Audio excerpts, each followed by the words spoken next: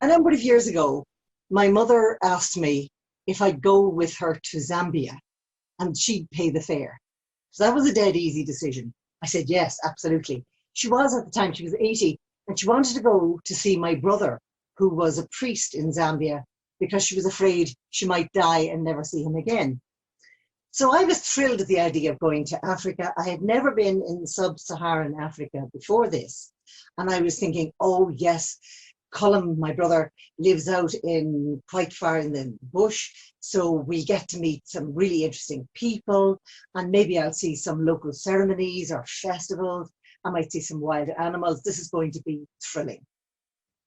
So we landed into Lusaka. Colm met us, and he brought us along to a convent. And over the next several days, we went from convent to convent. We stayed overnight in convents.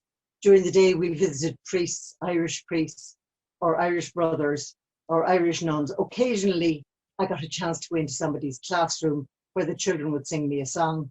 And at night, we played cards with the nuns. Now, when the highlight of your life is playing cards with 6 Irish nuns, you know you're not in Party City. I was pissed off, totally, completely and utterly pissed off. I really felt, what am I doing here? This is so boring and I'm not seeing anything. I was being very typical first world tourist, wanting entertainment non-stop. But when Sister Helen said to me, would you like to come out to visit this group of women that I know who live out in the bush, in a small bush village, would you like to come with me? I said, yes, of course. Because everyone had been saying to me, you know, the hope of Africa is women. Women are the hope of Africa. And I thought, oh, they're just doing this feminist number to impress me or something. Anyway, the next morning, Helen arrived in her 4x4, which was a piece of junk. It looked like it had been made out of sardine tins, and it was battered about. Anyway, I got into the car, and she took off like a bat out of hell. Now, roads in Zambia are not for the faint-hearted. They're very gouged and difficult and unpaved. And she was lashing along through this from one side of the road to the other, because you can't keep to one side of the road because of all the dips and the gouges and the peaks and the difficult things in your way. So that was fine. And then suddenly she took off into the landscape. Now, the landscape in Zambia is flat and the earth is yellow and it's very dusty. And there was dust in my eyes, there was dust in my nose, there was dust in my mouth, there was dust all over, dust in my hands, under my nails, there was dust in the crack of my ass. It was just a pain in the ass. I was saying, what the hell am I doing here? I could be sitting back in a convent drinking tea. And I didn't even see, there was no animals to be seen. There were no interesting little villages to be seen. There were no people to be seen, just flat yellow earth and flat trees. So I was really feeling totally pissed off at this stage. And next thing, we came across this elephant grass. And sitting in the elephant grass was a group of women, about 25, maybe 30 women of all ages. And it turned out that these women, their village was somewhere locally, I didn't get to see that, but these women had decided that they wanted to send their head woman to Monze to do a course in community development in order to improve their lives. And that sounds easy enough, but in order to attend the course, the woman had to learn English, because in Zambia, there's something like 86 different languages. And the lingua franca is English. So if you want any kind of education, you have to be able to speak English. Not only that, but none of these women had ever had any education. So all of the women in the village decided that they would learn to read and write and learn English together in order to support this woman to go to the course in Monze. So, wow, that was a pretty big decision to make.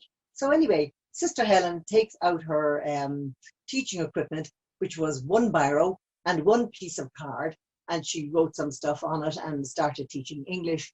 But it wasn't a one-way teaching system, it was a two-way. We were teaching English to the Zambian women, and the Zambian women were teaching Tonga to us. And the embarrassing bit was that the Zambian women were able to speak in fluent sentences in English while we were stumbling like idiots over the Tonga. However, it did give the women quite a laugh. They thought it was absolutely hilarious, our attempts at their language. And while all this was going on, Helen was also showing the head woman how to crochet a maternity coat for an infant. The head woman had a small infant and she was breastfeeding the child at the time. So they were working away at the crochet while the lesson was going on. And eventually the lesson was over and Helen opens the back of the car and takes out lots of sewing materials because these women had no access at all to shops. The only time they could buy something was if a peddler came by every couple of months and he would charge huge amounts of money. So Helen used to buy sewing materials and sell them to them at cost price. So she gave me a notebook and said, will you keep track of who pays what? So that was fine. I was writing the stuff down and the women were negotiating and asking for what they wanted. And this very old lady came up to me with this tiny, tiny coin. There isn't an equivalent here. It'd be like worth maybe 1/20th of 1 cent, if that. And she was saying something very serious and earnest to me as she held this little coin up to me. But I didn't know what she was saying. So I turned to Helen and said, well, like, what's going on here? And she said, oh, that's Mrs. Bishota. She's a very honest lady. Yes, that's okay. And it turned out that Mrs. Bishota had decided to buy one sewing needle and she would pay for it with a tiny little coin over 6 months. Well, at that stage, I began to feel that my desire for exotica in Africa was rather selfish in comparison to the kind of decisions and the kind of lives these women were living. And then the head woman had finished the little maternity coat and she held it up and she was showing it to everyone and they were going, oh yes, lovely, la la la la la.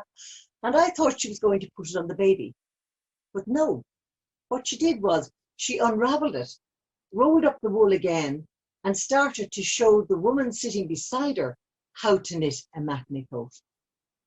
And over the period of the next month, every woman in the village would learn how to make a maternity coat, unravel it and pass it on to show the next woman, and she'd make one, unravel it, pass it on to the next woman. And at the end of the month, they unraveled the last maternity coat and gave the wool and the crochet needle back to Sister Helen so that she could give it to the women in another village.